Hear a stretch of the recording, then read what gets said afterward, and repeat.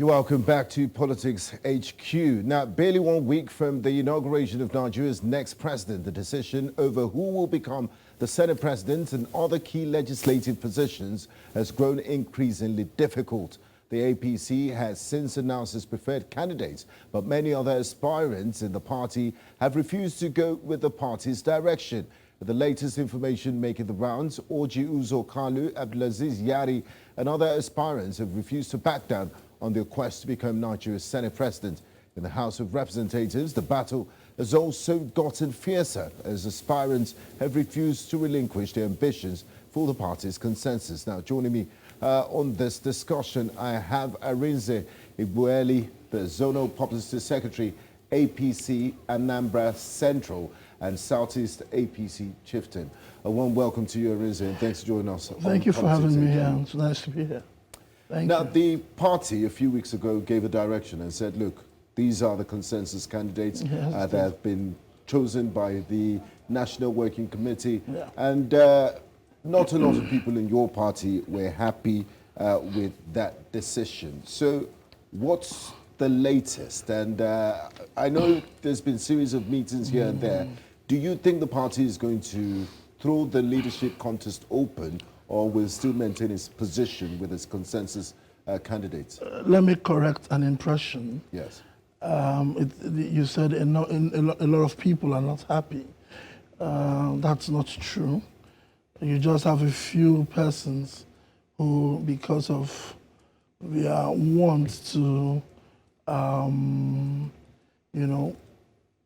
present themselves as candidates, the ones that are not happy. The number of party members are happy with the decision of the party, and what you have now are just tea storms, storms in a teacup.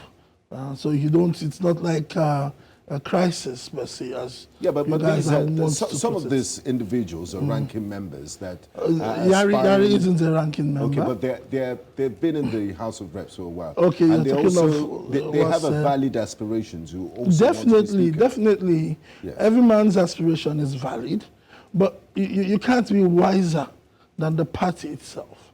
The party is supreme. If the party says, the party could have as well. If the party had maybe had captured 360 seats in the 360, yes. The total number of seats in the House of Reps, then the party would have said, okay, fine, let everybody go and contest. Let everybody go and run and prove themselves. But you have a situation where you have other parties. The 10th Assembly will be a motley of parties. You have the SDP, you have the ADC, you have Labour Party, you have PDP. So if you now say everybody should go and contest, you could have a situation where the opposition could come together and even back themselves. But Arinze, some say it's not democratic, that why should the executive, the president-elect, be involved in choosing principal officers in the National Assembly? It's a different arm of government. Okay, let me explain this. Yes. Even in the United States of America, that is the bastion of democracy, you see where their presidents prefer to work with people who will, be willing to, push their agenda. You saw it in the Clinton era, where he had chosen for another speaker than Newt Gingrich. You saw it even when Barack Obama was president of the United States of America, where he had issues over the debt ceiling and etc. Even in America today, Joe Biden is meeting with the Speaker of the House of Reps over the debt ceiling issue. So if you have leadership of the House that is antithetical to your own ambition, that is not in line with your own agenda, that is a false doom for you. And mind you, it wasn't just the president-elect and the vice president-elect. You had a combination of people, you understand, who came together and said, look, for the progress of the party, in order to see that the party's programs and agenda go unassailed in the House and in the Senate, then these are the people to pick. These are the people to choose. Now, these aggrieved G6 aspirants, I know there's a lot of consulting that has been happening in the party. People have been talking, some even traveled. They turned down a meeting request insisting on a one-on-one meeting with the president-elect. Do you have any reasons why they? Well, I'm not a member. I'm a true party member, and I'm in line with what the party has said. So I do not know why the G6 will have refused such. But I must say something. These things are natural. These things are bound to happen. And if the G6 are still insisting, then they should come and test their popularities in the House. But yes. You might end up with the 2016 situation. 15, Dogara. Yes. You know, in 2015 and 20, in 2015... Because your party doesn't have the majority. Yes, we don't have the majority, but mind you, the PDP too doesn't have, it's not like they have a unified house like what we had in 2015. You have the Nyesom Wike factor who is saying that the PDP in Rivers will support the APC. You have a lot of, you have some people who have pulled out from the greater majority and are saying that they're going to work with the APC's lineup. So it's not like it's one. So it's not like it's just a one-off thing. You understand? You have some people in Labour, as I speak to you, some people in Labour Party are willing to support Tajuddin Abbas and Benjamin Kalu. Some of them are also willing to support Akpabio. So it's not a clear case of apples and oranges this time. You have people who, for various interests, will support the APC leadership. And let me tell you, how are DG6, each of them wants to be speaker. So how are they going to harmonize their interests? So come on, they're just playing to the gallery. Now you mentioned Mr. Kalu and Tajuddin Abbas. Yes. What is it about these individuals that the National Working Committee of all the APC members in the House of Reps said, look, these are the best people to represent our interest? Okay. What do you think went into the decision-making process to appoint these two individuals as the consensus candidates for speakership and deputy speaker? It's that simple. These guys were the stars of the 9th Assembly. For someone like Tajuddin Abbas, you can check how many bills he passed. You can look into his pedigree and his mental foresight. For Benjamin Kalu, who has been a friend, a leader, and a brother, I mean, Benjamin Kalu is someone, he was the spokesperson of the House. For the first time in the history of the House of Reps, we saw a different working relationship between the House of Reps and the publics. We saw a different working relationship the way people perceived the House of Representatives. Communication-wise, this man was open. This man was everywhere. Not, speaking garbage, not defending the House for 1 or 2 reasons, but putting facts as they were. And so the National Working Committee said, look, and Benjamin Kalu also took a lot of things for the APC in the Southeast. While others were playing the ostrich, this man openly campaigned for Asiwaju Bola Ahmed Tinubu, openly supported the party in the Southeast. So, I mean, this is a time to reward people. The party had to get it right, and they've gotten it right. Now, what are the concerns expressed by the other agreed aspirants, these G6 members, who have not shown enough understanding on the party's decision? Are there any particular issues or grievances they voiced? The only thing I think is solid is the fact that they claim that the North Central was excluded from the leadership. I think that's the only main argument. The other lady who is opposing Benjamin Kalu is not even qualified to be a speaker, deputy speaker, because she came into the House almost 2 years after the House had been promulgated. And if you check in one of the House rules, you will find that they said if you have not spent 4 years in the House, so she cannot be a House member. But the only cogent reason I see within these people are those who are coming from North Central who are saying, look, we should have been considered for a position, Deputy Senate President or Speaker. But be that as it may, they have the national chairman of the party. And the national chairman of the party controls a lot of weight within the party. You understand what I'm saying? Again, if these guys... do you think, in your own personal opinion, Arinze, that the party is, in its wisdom, adequately compensated everyone with this? Like I said, I'm a fair man. And I said the only cogent disagreement I can see is the exclusion of the North Central. But again, I said, they have the national chairman. So, I mean, if they have the national chairman, then there are ways they could also be compensated. You understand? But I will also see from their own angle that, okay, fine, they feel that they've been wrong and they should have been given a slot. Fine, fair. But also, we should not forget they have the position of national chairman. Now, one of the members of the G6, Mr. Bataria, his campaign has been quite intense, and it's been, he's been speaking a lot to the press. He even traveled all the way to Paris to meet the president-elect, Asiwaju Bola Ahmed Tinubu. Do we have any feelers of what transpired in Paris? I don't work. I am not that close to Asiwaju. He's my leader. He's the president-elect, and by the special grace of God, May 29th, he will be president. He'll be sworn as president, and he will usher Nigeria onto, greatness. I do not work for Betara, so I cannot fathom what they discussed. Now, I mean, they say in politics, 24 hours is a lot of time. Long, yeah. So are there any indications? Because things still change. And I'm sure even on the day of the elections in the chambers, in the green chambers, we might see a lot of upsets and shocker. Now, are there indications of potential correlations or realignment among the aspirants and lawmakers elect? I don't see. Maybe not on your side. No, not on the other side. I don't see that happening because you have a situation where Wase wants to be speaker, Betara wants to be speaker, Gajgi wants to be speaker. Who else is in the fray? There's one other person. The four of them. Princess Onoha has not decided whether she wants to be speaker or deputy speaker. She's campaigning for either way. For both positions. By what you said, she can't even run. She can't even run the house rules. Based on the house rules.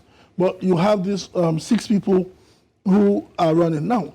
It would be if it were a 2015 situation where you had a Dogara single-handedly, and then you had the opposition of PDP members and some renegade elements in the APC willing to come together. This time around, it's going to be very hard. There's so many other options, so many other people, so many cleavages in the parties. There's a cleavage in PDP. There's a cleavage even in Labour Party. There's the SDP and ADC will definitely work with the APC. So when you look at this, I mean, it's not going to be a straight-out factor. So I do not see them realigning. What I see is maybe 1 or 2 will cross over to the Abbas and Kalu camp, while the others will just test out their mights and if it will be disastrous for them. We should tell them that. They say we should tell them that. We should tell them that in this program. They say in politics you should look after your party's interests. Should be number one, and of course the greater meaning of that in extension is the country's interest. Looking at what might happen, and hypothetically speaking this time, we don't have a crystal ball, we don't know what will happen. In the case that APC members openly violate the National Working Committee's endorsement and vote against the chosen principal officers of the party, will there be punitive measures taken against them? Let's not even go there. It won't happen this time around. No, you can't. No, it won't. I can't say for sure. It won't happen. There will be no punitive measures, but we must learn a lesson, and we must take 2015. That house had every opportunity to be great, but because certain persons felt it must be me, as against the party's wish, we saw a situation where there was this balkanization between the Senate and the Executive and the National Assembly, and at the end of the day, a lot of work was not, we were not able to get a lot of stuff passed, a lot of work done, when you compare with what we have with the Lawan, Mojabi Amila era. So we must learn lessons from this, but I want to assure you that such will not even arise. Okay. Now, looking at the 10th National Assembly that will be inaugurated in a few weeks' time, what should Nigerians be expecting from the ruling All Progressive Congress? With Tajuddin Abbas and Benjamin Kalu, with Senator Akpabio and Senator Jumal, I expect... yes, a lot of people are saying they're going to be rubber stamp. But I don't think the National Assembly is about wearing boxing gloves. You don't always have to. Yes, there must always be friction. There shouldn't be antagonism. Because it's the simple thing. What the president-elect, I'm sure, wants for Nigeria is a greater country. Security, food security, jobs, infrastructure. The same thing I'm sure that Babio would want for his people. The same thing I'm sure Abbas would want for his people. The same thing I'm sure the members of the 100 and 6 senators and 360 congressmen, House of Reps members, would also want for the country. I mean, this country has every potential for greatness. And if we continue to, push everything into you must have but the reality an opposition is that the National Assembly has to perform its oversight functions. Nigeria, as we speak today, spends 90% of its income in servicing debt. If we had a National Assembly that wasn't a rubber stamp, they would have put the executive in check. We wouldn't be in such a situation. So it's not a pretty time to even come into office, and this is a very difficult time. I'm sure you're very much aware that the U.S. government is trying to raise its debt ceiling right now. This is America. Now, it's not about having debt. It's about what were those debts used for. I mean, if we could prove that these debts were used to finance infrastructure, to finance education, finance maybe agriculture and etc., then, I mean, let's have these debts. As long as we're seeing the impact it's going to make, not even now, but maybe in the next 50 years. But if we continue to say, okay, now if we had a National Assembly 4 years ago that was antagonistic to the federal government, some of these debts also came in during that period. Some of these debts came in during that period. Did it stop the Saraki and Dogara from stopping them? No. So what should count is, are we able to push that agenda for a greater Nigeria? Now, still looking at this leadership race, I mean, the APC is still trying to put its house in order. You would argue with me that the house is in order. If the house is in order, you wouldn't have a G6 group.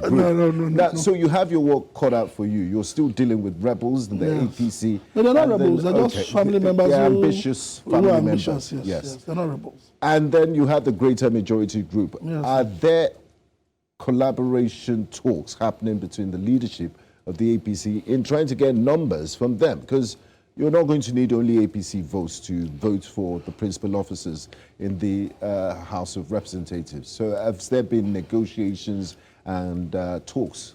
A few days ago, this greater majority people had a meeting.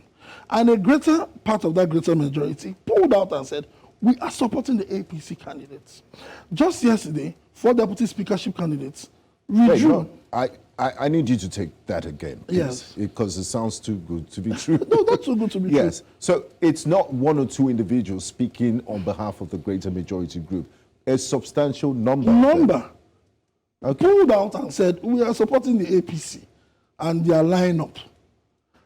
Just yesterday, 4 deputy speakership candidates also pulled out and said they are supporting they're stepping down for Benjamin Kalu, who is on the nomination ticket, who's on the nomination of the party. So I don't see where the cat will be. Is it the word opt or? No, the cat, not the cat. Yes. The cat, the Apple cat, to be upturned. I don't see a situation where the cat will be upturned in this situation. Everything is under control. These guys are just, venting their anger, and when time comes, typical politics. Of course, they will. Now, Arinze, finally, before I let you go, what are the broader implications of the selection of leadership positions in the 10th National Assembly for the governance and political landscape of Nigeria? How might the outcome shape legislative priorities and the relationship between the executive and legislative branch? Your question is, what are the implications? I mean, what is the implication of having a former governor, a former senator, a former minister who is well grounded in the politics and the development of Nigeria as Senate President? But from executive and legislative experience too. Yes. What I mean, you see, like I said, even in the U.S., the United States President does not speak. He does not support a congressman to be speaker that will be antagonistic to his own ideas. The U.S. President, even to the level of the judiciary, appoints judges who are sympathetic to his cause, whether it is LGBTQ, whether it is on drugs, whether it's on migration, whether it's on jobs. Their leanings, conservative they pick these people. Even in the UK, the British Parliament, The leader of the party who becomes prime minister does not pick people who will be antagonistic to his government as front benchers. So you don't expect the government and the party to pick people who would say, if they say we are going this way, they will say, no, we want to go this way. Also, based on the implications, we're only building our democracy. What matters first in a state, in a nation like Nigeria, is development. Development first. We don't have that time to pander to all sorts of theories on democracy and etc. Development first. And once we have that in place, then everything else follows. Thank you very much, Arinze Igboeli. An absolute pleasure speaking with you. Same here. I wish you all the best. All right. And this is where we wrap up the conversation today. My guest has been Igboeli Arinze, Zonal Publicity Secretary of the APC Anambra Central and Southeast APC Chieftain. It's time for me to give you something to chew on after this break.